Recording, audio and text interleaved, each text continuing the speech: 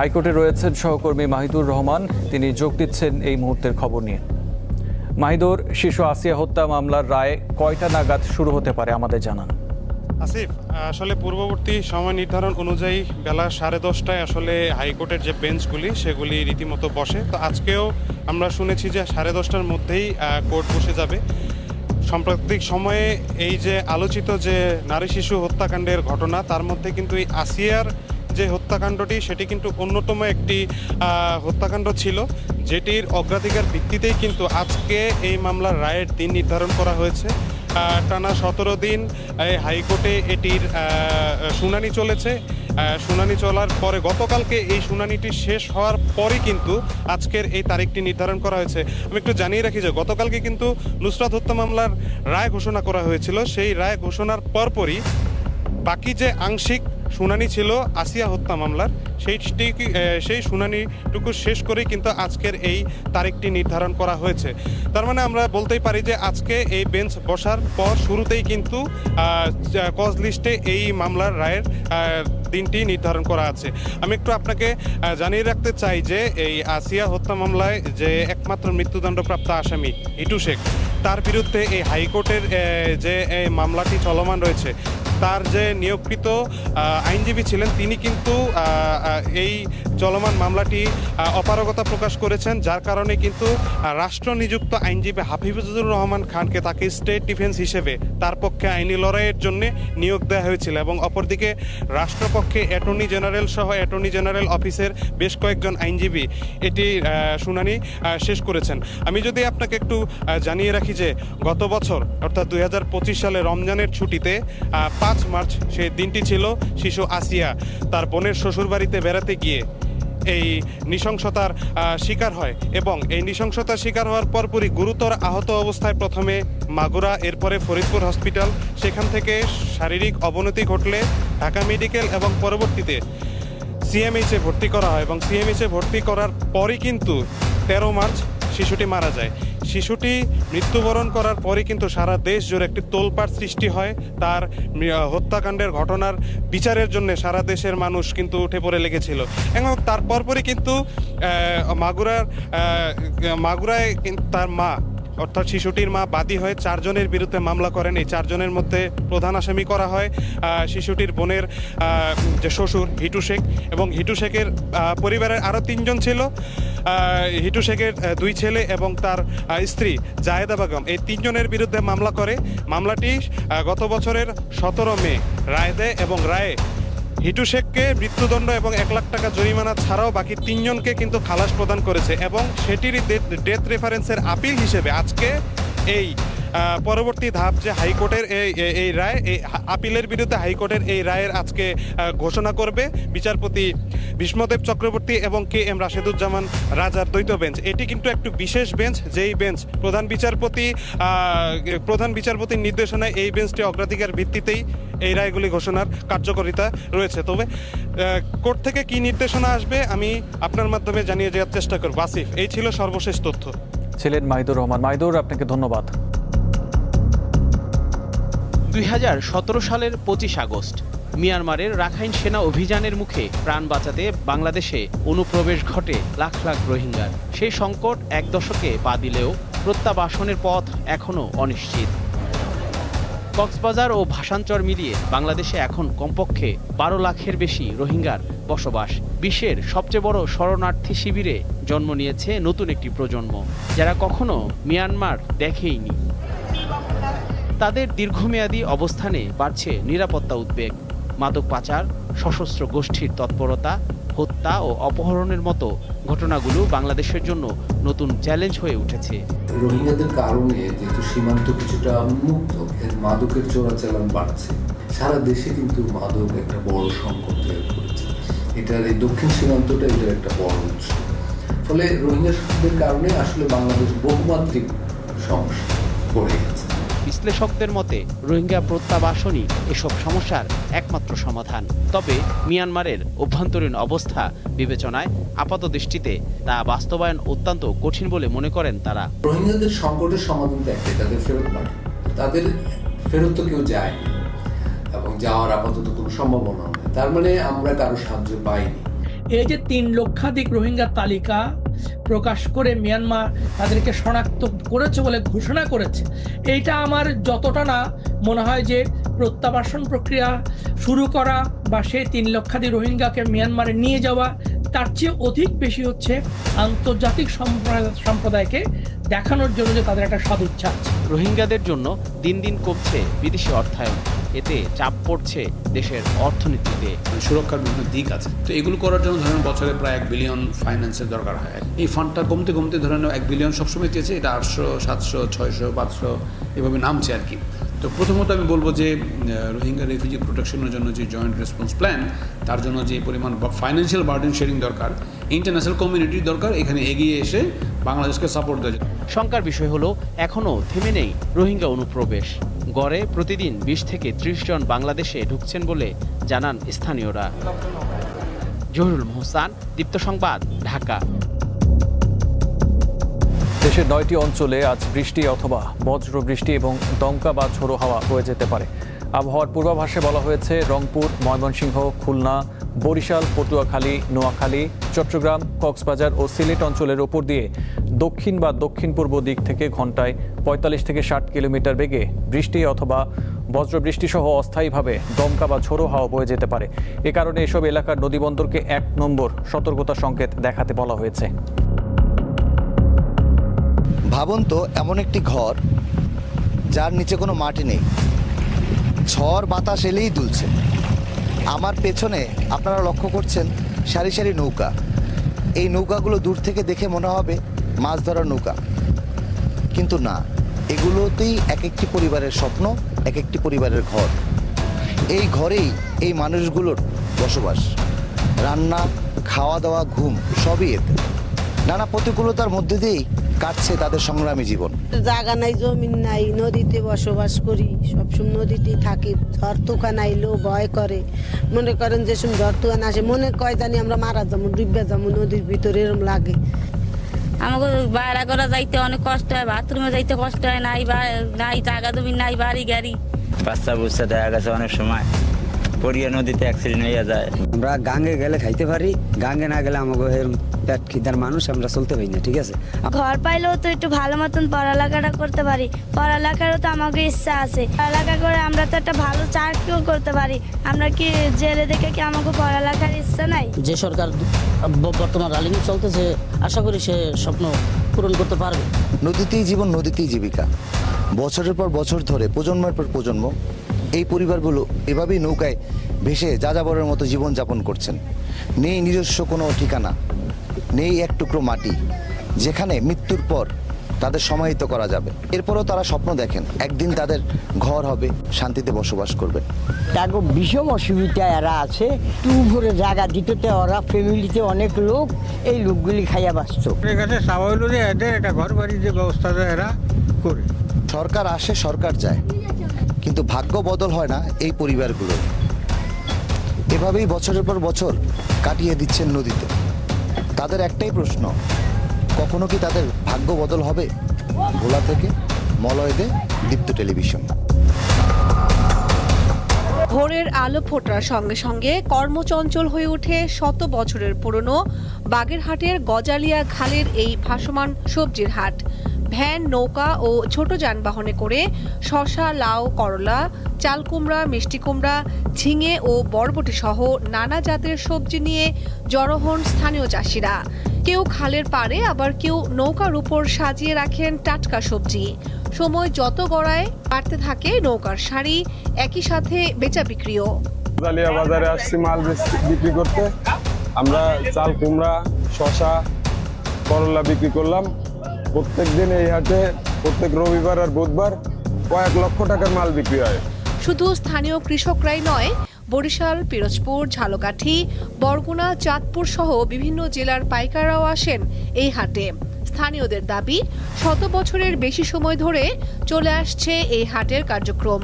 বহুত আগের হাট, আমরা হাট দেখে এসেছি, বাপ দাদারা মাল জিনিস বিক্রি করে গেছে এই বাজারে। তবে ঐতিহ্যবাহী ও সম্ভাবনাময় এই হাটে রয়েছে নানা সমস্যা, বিশেষ করে ভাঙাচোরা সড়ক ও অনুন্নত যোগাযোগ ব্যবস্থার কারণে কৃষক ও ব্যবসায়ীদের দুর্ভোগ পোহাতে হয়। খালের পাশ থেকে একটা রাস্তা ছিল যে রাস্তাটা এখন আসলে দখল হয়ে গেছে। আমাদের দাবি হলো সরকারের কাছে যে এই খালের পাশ থেকে সেই পুরাতন রাস্তাটা যাতে আবার চালু হয়। মাত্র 4 ঘন্টার এই হাটে প্রতিদিন প্রায় 20 থেকে 25 লাখ টাকার সবজি বিক্রি হয়, আর পুরো মৌসুমে প্রায় 4 কোটি টাকার সবজি কেনাবেচা হয়। কামরুন নাহার, দীপ্ত, বার্তা কক্ষ। বহুল আলোচিত মাগুরার 8 বছরের শিশু আসিয়া ধর্ষণ ও হত্যা মামলায় আসামি হিটু শেখের ডেথ রেফারেন্স ও আপিলের রায় পিছিয়ে 31 আগস্ট ধার্য করেছে হাইকোর্ট।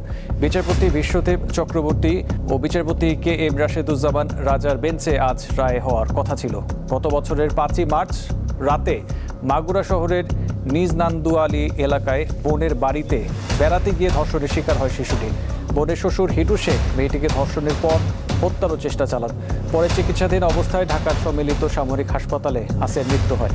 মাত্র 13 কার্যদিবসে শেষ হওয়া আলোচিত এই মামলার বিচারিক কার্যক্রম। প্রধান আসামি হিটু শেখকে মৃত্যুদণ্ড দেয় মাগুরার নারী ও শিশু নির্যাতন দমন ট্রাইব্যুনাল। একই সঙ্গে তাকে 1 লাখ টাকা জরিমানা করা হয়। খালাস দেওয়া হয় 3 আসামিকে। রায়টা হওয়ার কথা ছিল, এই রায়টা আজকে হবে না, এটা আগামী মানডেতে হওয়ার কথা। আজকে পিছানো হলো, এখানে লার্নেড অ্যাটর্নি জেনারেল সাহেব বোধহয় অ্যাপিয়ার করবেন, এই কারণে ডেটটা শিফট করেছেন। ত্রয়োদশ জাতীয় সংসদ নির্বাচনের মধ্য দিয়ে ক্ষমতায় আসা বিএনপি সরকার এরই মধ্যে 6 মাস পূর্ণ করেছে। এই সময় দেশের অর্থনৈতিক অগ্রগতি মূল্যায়ন করতে সোমবার রাজধানীতে সংলাপের আয়োজন করে গবেষণা প্রতিষ্ঠান Centre for Policy Dialogue CPD. একটা বড় জায়গা, আগ্রহের জায়গা থাকতে পারে। এতে জানানো হয় গত 6 মাসে মাথাপিছু ঋণের পরিমাণ $48,000 থেকে বেড়ে $55,000 পৌঁছেছে। বেসরকারি খাতে ঋণ প্রবাহ শতকরা 4.5 ভাগে নেমে এসেছে, যা ইতিহাসে সবচেয়ে কম। বাংলাদেশ ইতিমধ্যে ঋণের ফাঁদে পড়ে গেছে কিনা এবং সেটা দেশীয় এবং বিদেশি, সেটার একটা মূল্যায়ন করার প্রয়োজন ছিল। এটার ব্যতিরিকে আগামী দিনে আগানো কষ্ট হবে। সিপিডি বলছে নিত্যপণ্যের দাম সাধারণ মানুষের ক্রয় ক্ষমতার বাইরে চলে গেছে। চলতি বছরের জানুয়ারি থেকে আগস্টে গাজীপুর, সাভার, আশুলিয়া এবং নারায়ণগঞ্জ নরসিংদী শিল্পাঞ্চলে 95টি কারখানা স্থায়ীভাবে বন্ধ হয়েছে। ফলে কর্মসংস্থান হারিয়েছে 61,881 জন। এটা হলো জানুয়ারি থেকে অগস্ট পর্যন্ত 2026 সালে, এবং এটা হলো 95টি কারখানা বন্ধ হয়েছে। 95টি কারখানা বন্ধ হয়েছে। বিশেষ করে আমাদের এইটা হলো গাজীপুর, সাভার, আশুলিয়া, নারায়ণগঞ্জ, নরসিংদী এলাকাতে, এবং প্রায় 62,000 মানুষ কাজ হারিয়েছে বলে আমাদের হিসাব। গবেষকরা জানান প্রবাসী আয়ও মন্দা হাওয়া বইছে। বাণিজ্য ঘাটতি বৃদ্ধি, বাজেট বাস্তবায়নে ধীরগতি এবং বৈদেশিক বিনিয়োগ কমার মতো বিষয়গুলো পরিস্থিতিকে জটিল করে তুলছে। ওভারসিজ মার্কেটে একটা বড় আমাদের গত 5 বছরে প্রায় আমাদের 55 লাখের মতো বাইরে গেছে। এটা কিন্তু এখন কমে আসছে। সো বাইরের মার্কেট দিয়েও আমরা এটা যে প্রবাসী, সেটাও হবে না। আমাদের চেষ্টা করা উচিত কিভাবে শিল্পায়নের মাধ্যমে আমরা শোভন কর্মসংস্থান করতে পারি। সরকারি কর্মচারীদের বেতন বৃদ্ধি ও ভর্তুকি সামলানো ক্ষমতাসীনদের জন্য কঠিন হয়ে দাঁড়াবে বলে মনে করেন সিপিডির গবেষকরা। শাহরিয়ার ইমন, দীপ্ত সংবাদ, ঢাকা। আমানত তুলতে না পারায় চট্টগ্রামে 5 ইসলামী ব্যাংকের গ্রাহকদের মধ্যে ক্ষোভ দেখা দিয়েছে। সোমবার ফার্স্ট সিকিউরিটি ইসলামী ব্যাংকের হালিশহর ওয়াপ্তা শাখায় বিক্ষোভ করেন গ্রাহকরা। তাদের অভিযোগ, নিয়মিত লেনদেন স্বাভাবিক করার ঘোষণা দেওয়া হলেও বাস্তবে তার নিজেদের টাকাটা পাচ্ছেন না। চিকিৎসা, ব্যবসা ও সংসারের প্রয়োজনেও টাকা তুলতে না পেরে মাসের পর মাস ভোগান্তিতে পড়ছেন তারা। একই সঙ্গে হেয়ার কাট বাতিলের ঘোষণা দ্রুত প্রজ্ঞাপন আকারে প্রকাশের দাবি জানিয়েছেন গ্রাহকরা। বিদ্যুৎ ও জ্বালানির দাম বাড়ায় এর প্রভাব পড়েছে দেশের ঔষধ শিল্পে। সেই সঙ্গে গ্যাসের সংকট ও বিদ্যুৎ সরবরাহে বিঘ্ন ঘটলে কারখানায় জেনারেটর ও বড় ইউপিএস চালাতে হচ্ছে। এতে উৎপাদন ব্যয় আরও বাড়ছে। গতকাল রাজধানীতে এক মতবিনিময় সভায় বাংলাদেশ ঔষধ শিল্প সমিতির নেতারা এসব কথা বলেন। উৎপাদন খরচ সমন্বয় করতে শেষ পর্যন্ত ওষুধের দাম বাড়ানোর প্রয়োজন হতে পারে বলেও জানান বক্তারা। ওষুধ দেশের স্পর্শকাতর শিল্পের মধ্যে অন্যতম। কাঁচামাল থেকে উৎপাদন এবং ভোক্তার কাছে পৌঁছানো পর্যন্ত বিভিন্ন ধাপে এর গুণগত মান নিয়ন্ত্রণ বাধ্যতামূলক। ঘরের চাহিদা মিটিয়ে এখন বিভিন্ন দেশে যাচ্ছে বাংলাদেশের ওষুধ। সম্প্রতি কাঁচামাল আমদানি, ডলারের মূল্য বৃদ্ধি এবং সেই সঙ্গে যুক্ত হওয়া জ্বালানি সংকট এই শিল্পকে ক্ষতিগ্রস্ত করছে। সোমবার রাজধানীর তেজগাঁওয়ে বাংলাদেশ ওষুধ শিল্প সমিতির কার্যালয়ে মালিক সমিতি ও বাংলাদেশ হেলথ রিপোর্টার্স ফোরামের আয়োজনে ওষুধ শিল্পের অগ্রগতি, চ্যালেঞ্জ ও সম্ভাবনা শিরোনামে মত বিনিময় সভায় এসব কথা বলেন বক্তারা। বিদ্যুতের অভাব আমরা ফিল করছি না তা না, কিন্তু আমরা যেহেতু সবাই জেনারেটর ব্যবহার করি, আমরা ডিজেল যেহেতু পর্যাপ্ত পাচ্ছি, আমরা ওটা পুষিয়ে নিচ্ছি, আমাদের কস্ট বাড়তেছে, এটা নিয়ে কোনো ডাউট নেই। বক্তারা বলেন 1982 সালের পরে দেশের ওষুধ শিল্পের বিকাশে নানা পদক্ষেপ নেওয়া হয়েছে। তারপরও গত কয়েক বছরে বেশ কয়েকটি প্রতিষ্ঠান ক্ষতির মুখে পড়েছে। গত 3 বছরে আমাদের ফার্মাসিউটিক্যাল ইন্ডাস্ট্রি গ্রো করে নাই, কিন্তু আমাদের ইনফ্লেশন হয়েছে, আমাদের ডলারের এক্সচেঞ্জ রেটের চেঞ্জ হয়েছে, মানুষের জীবনযাত্রার ব্যয় বেড়েছে, কিন্তু সেই তুলনায় ওষুধের কোনো ডেভেলপমেন্ট হয় নাই। দেশে যে ওষুধ কোম্পানিগুলো আছে, এই কোম্পানিগুলোর ভিতরে আমরা দেখেছি নেগেটিভ গ্রোথ আছে 64টা কোম্পানির। অত্যাবশ্যকীয় ওষুধের তালিকা অবশ্যই থাকতে হবে, সেটা 117 না। প্রতিনিয়ত মানুষের ডিজিজ প্যাটার্ন বদলাচ্ছে, নতুন ঔষধ আসতেছে। সরকার কিন্তু তার সিস্টেমের ভিতর দিয়েই ইডিসিআর এসেনশিয়াল ড্রাগস যে কোম্পানি বানায়, সেটা যেহেতু জনগণকে দিতে হবে বিনামূল্যে, সেই জন্য ওনারা বানানোর ব্যবস্থা করে রাখছে। এখন সেই তালিকাটা তৈরি করে তুমি ইডিসিআর এর মাধ্যমে বানায়া তুমি জনগণকে দাও, আমাদের তো কোনো আপত্তি নাই। দেশের ওষুধ শিল্প যাতে কোনোভাবেই আমদানি নির্ভর না হয়ে পড়ে সেদিকে সংশ্লিষ্টদের খেয়াল রাখার আহ্বান জানান বক্তারা। এসেনশিয়াল ড্রাগ লিস্ট বলে আমরা যদি সেটাকে প্রাইস কন্ট্রোলের আওতায় নিয়ে আসার চেষ্টা করি, তখনই কিন্তু এই বৈপরীত্য চলে আসে। লাবণী গুহ, দীপ্ত সংবাদ, ঢাকা। নারায়ণগঞ্জের গ্যাস সংকটে বিপাকে পড়েছে নিটওয়্যার ও ডাইং শিল্প। কমে গেছে উৎপাদন, বাড়ছে লোকসান। সমস্যা দ্রুত সমাধানের দাবি শিল্প মালিকদের। নারায়ণগঞ্জে নিটওয়্যার কারখানার পাশাপাশি গড়ে উঠেছে ডাইং শিল্প, কিন্তু দীর্ঘদিনের গ্যাস সংকটে এখন এ দুই শিল্পই হুমকির মুখে।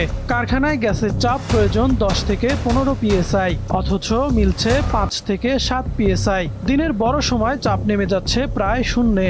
এতে অনেক কারখানায় উৎপাদন কমেছে শতকরা 50 থেকে 60% পর্যন্ত। বন্ধ হয়ে গেছে বেশ কয়েকটি প্রতিষ্ঠান। কাজ করতে পারতেছি না, আমাদের যে পরিমাণ প্রোডাকশনের দরকার ওই পরিমাণ প্রোডাকশন হচ্ছে না। অন টাইমে যে স্যালারি দিব, অন টাইমে শিপমেন্ট করব, আদৌ কোনো কিছু করা যেতেছে না। এই ব্যবসার উত্তরণের জন্য আগে যেসব অসুবিধাগুলো ছিল, প্রতিবন্ধকতা ছিল, সেগুলো দূর করবে এবং এই ব্যবসাটা যাতে আরো স্মুথভাবে চলে সেটার সমস্ত ব্যবস্থাগুলো সরকার করবে। এই অবস্থায় গ্যাসের বিকল্প হিসেবে ডিজেল জেনারেটর ব্যবহার করতে হচ্ছে, যা ব্যয়বহুল। ডাইং শিল্পে মাঝপথে গ্যাস বন্ধ হলেই নষ্ট হয় কাপড়ের মান, ফলে টিকে থাকাই কঠিন হয়ে পড়েছে বলে জানান ব্যবসায়ীরা। আমরা টোটাল উৎপাদন বলে চলে বন্ধ অবস্থায় আমরা শ্রমিকদেরকে বসিয়ে আমরা বেতন দিচ্ছি। এই যদি দীর্ঘায়িত হয় তাহলে কিন্তু শুধু আমাদের এই শিল্প না, দেশের অর্থনৈতিক একটা বিপর্যয়ের মধ্যে পড়বে। অনেক কারখানায় গ্যাস সংকটের নেতিবাচক প্রভাব পড়ছে বলে জানান বিকেএমইএ সভাপতি। সরকার যেন আমাদেরকে সুনির্দিষ্ট একটা দিক নির্দেশনা দেয়, আমরা কি করব, আমরা কি ভবিষ্যতে ইন্ডাস্ট্রিয়ালাইজেশনের ক্ষেত্রে আমরা কি গ্যাসের উপর নির্ভরশীল থাকবো, নাকি অল্টারনেটিভ আমরা অন্য কোনো এলপিজি অথবা আমাদের সোলার অথবা আমাদের যে কোল বেস বয়লারের দিকে আমরা যাব। শিল্প মালিকদের আশঙ্কা, দ্রুত গ্যাস সংকটের সমাধান না হলে উৎপাদন ও রপ্তানিতে আরও বড় ধাক্কা আসতে পারে। কাউসার আহমেদ, দীপ্ত, বার্তাকক্ষ। টেকনাফ পৌরসভার কাউন্সিলর ইকরামুল হত্যা মামলায় 3 সেনা কর্মকর্তা ও সাবেক এমপি আব্দুর রহমান বদিকে গ্রেপ্তার দেখিয়ে কারাগারে পাঠিয়েছে আন্তর্জাতিক অপরাধ ট্রাইব্যুনাল। 3 সেনা কর্মকর্তা হলেন ব্রিগেডিয়ার জেনারেল মোহাম্মদ মাহবুব আলম ও মিফতাউদ্দিন আহমেদ এবং অবসর প্রস্তুতিমূলক ছুটিতে থাকা কর্নেল আনোয়ার লতিফ খান। সকালে তাদেরকে ট্রাইব্যুনাল 2-এ হাজির করা হয়। আদালত 4 জনকে কারাগারে পাঠানোর নির্দেশ দেয়। একই সঙ্গে ক্ষমতাচ্যুত প্রধানমন্ত্রী শেখ হাসিনা সহ বাকি 7 আসামিকে আত্মসমর্পণের জন্য পত্রিকায় বিজ্ঞপ্তি প্রকাশের নির্দেশ দিয়েছে ট্রাইব্যুনাল। অভিযোগ রয়েছে 2018 সালে র্যাবের কথিত বন্দুকযুদ্ধে ইকরামুল হককে হত্যা করা হয়। তাকে যেভাবে ক্রসফায়ারে নাটক করে হত্যা করা হয়েছে, তখনকার সময় বাংলাদেশে অসংখ্য এরকম ঘটনা ঘটেছে, একই প্যাটার্নে, একই সিস্টেমে, এবং সেটা ওয়াইড স্প্রেড ছিল। এটা সারা বাংলাদেশে একই প্যাটার্নে কিন্তু এই হত্যাকাণ্ডগুলো সংঘটিত হচ্ছিল। রোহিঙ্গা সংকটের 9 বছর পার হলেও পুরোপুরি অনিশ্চিত হয়ে পড়েছে তাদের প্রত্যাবাসন।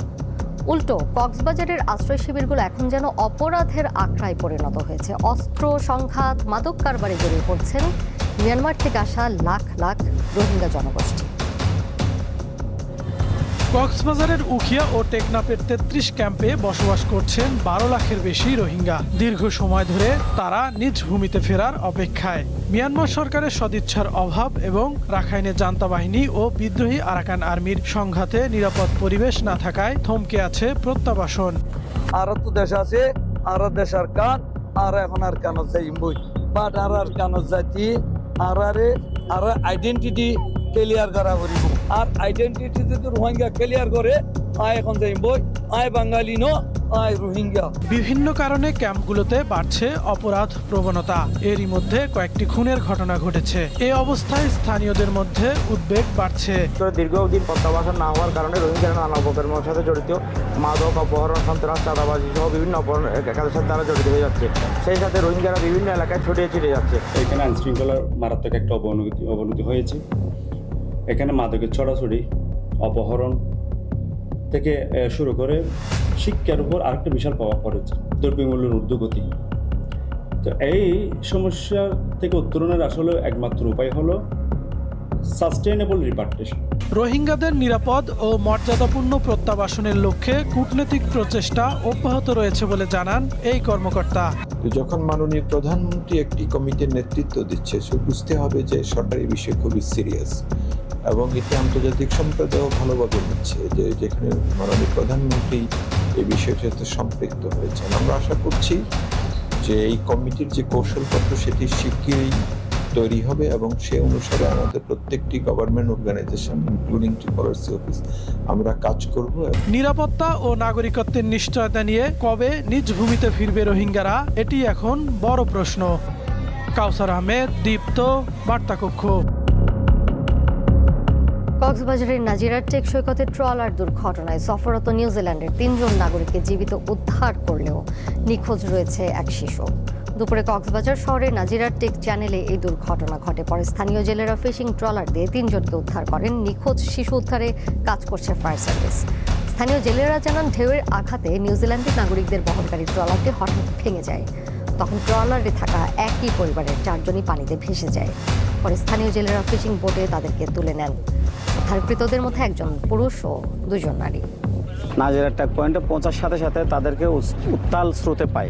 উত্তাল ঢেউর মধ্যে হঠাৎ করে আমরা দেখি, প্রত্যক্ষদর্শী আমি ছিলাম এখানে, ওই ট্রলারটি ওই স্রোতের যখন উত্তাল ঢেউর মধ্যে পড়ে যায়, তখন সাথে সাথে ট্রলারটি উল্টে যায়। ওরা বলছে একটা ছোটো বাচ্চা ছিল, ছোটো বাচ্চাটা কিন্তু ওরা তুলতে পারে নাই। আমরা সেটা জানি। আর বোটটা যে একটা মানে 2টা ছিল বোট, একটা বোট 2টো হয়ে গেছে, একটা ও এখানে চলে গেছে আর একটা এখানে আছে। ইয়া করার জন্য তারপরে আমরা কোস্ট গার্ড এবং লাইফ গার্ডের সাথে সমন্বয়ে উদ্ধার কাজ পরিচালনা করতেছি আমরা একটি ঘটনাস্থলে।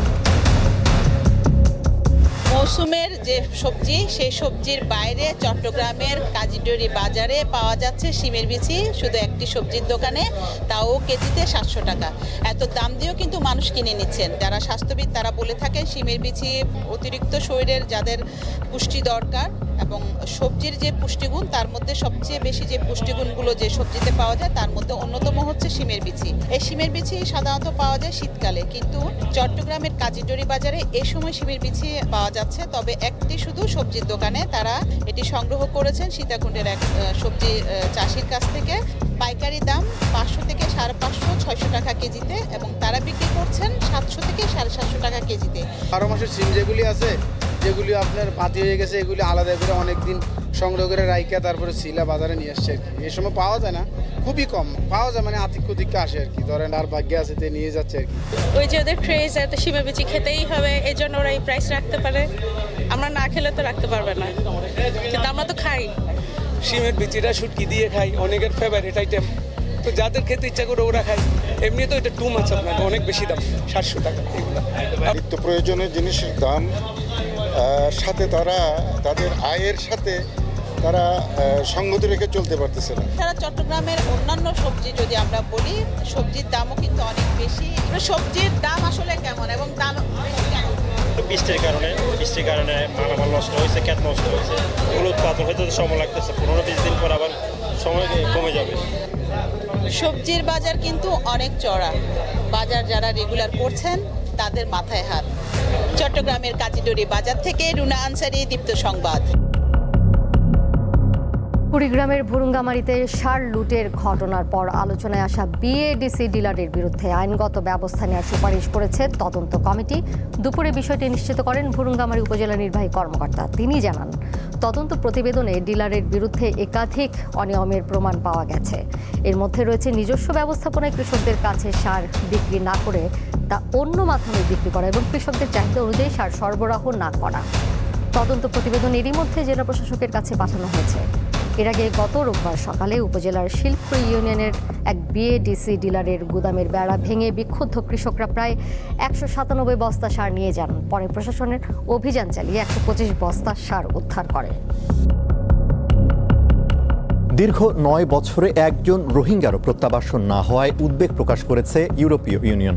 তবে প্রত্যাবাসনের বিষয়টি রোহিঙ্গাদের স্বেচ্ছায়, শান্তি ও মর্যাদাপূর্ণ উপায়ে করা উচিত বলেও জানান বাংলাদেশে নিযুক্ত ইইউ এর রাষ্ট্রদূত মাইকেল মিলার। সকালে ঢাকা বিশ্ববিদ্যালয়ে সেন্টার ফর গভর্নেন্স স্টাডিজ আয়োজিত মিট দ্য অ্যাম্বাসেডর অনুষ্ঠানে এসব কথা বলেন তিনি। মাইকেল মিলার বলেন, প্রত্যাবাসনের জন্য অনুকূল পরিবেশ তৈরি এবং এ সংকটের টেকসই সমাধানে সংশ্লিষ্ট সবাইকে একসঙ্গে কাজ করতে হবে। শুধু রোহিঙ্গাদের মানবিক সহায়তা নয়, কক্সবাজারে স্থানীয় জনগোষ্ঠীর জীবনমান উন্নয়নেও অর্থ সহায়তা দিয়ে যাচ্ছে ইইউ। 2025 সালে রোহিঙ্গা সংকট মোকাবিলায় $50 মিলিয়ন সহায়তা দিয়েছে ইউরোপীয় ইউনিয়ন। এই সহায়তা অব্যাহত থাকবে বলে জানান তিনি। Our union is unique in geopolitics. বাংলাদেশে আপনাদের সশস্ত্র বাহিনীর সঙ্গে সামুদ্রিক নিরাপত্তায়, বন্দর কর্তৃপক্ষের সঙ্গে বন্দরের নিরাপত্তায়, আইনশৃঙ্খলা বাহিনীর সঙ্গে সহিংস উগ্রবাদ মোকাবেলায় এবং সংশ্লিষ্ট সরকারি কর্তৃপক্ষের সঙ্গে মানব পাচার ও অভিবাসী চোরাচালান মোকাবেলায় আমরা সক্রিয়ভাবে কাজ করছি। পর্যবেক্ষক সংস্থা alliance for free election and democracy AFED ত্রয়োদশ জাতীয় সংসদ নির্বাচন পর্যবেক্ষণ করেছে। মঙ্গলবার রাজধানীর একটি হোটেলে প্রকাশ করা হয় প্রতিবেদন। এতে বলা হয়, শান্তিপূর্ণ পরিবেশে সুষ্ঠু নির্বাচন হয়েছে। আইন শৃঙ্খলা পরিস্থিতি অন্য নির্বাচনের চেয়ে ভালো ছিল, তবে নারীদের অংশগ্রহণ প্রত্যাশা মতো হয়নি। আলোচনায় বক্তারা বলেন, ভবিষ্যতের নির্বাচন নির্ভুলভাবে আয়োজনের লক্ষ্যে ইসির সময়োপযোগী কর্মপরিকল্পনা প্রয়োজন। এটা যেন লাগবে হচ্ছে একটা অ্যাকশন প্ল্যান, ইমপ্লিমেন্টেশন প্ল্যান। এই কমিশন হয়তো আরো 3 বছরের মতো আসতে পারবে। সো তারা কতটুকু করতে পারবে এবং পরের কমিশন এসে কি করবে। So they need an action plan, এটা লাগবে। নির্বাচন কমিশনের ভূমিকা আমি ভালোই বলবো, ভালো ছিল।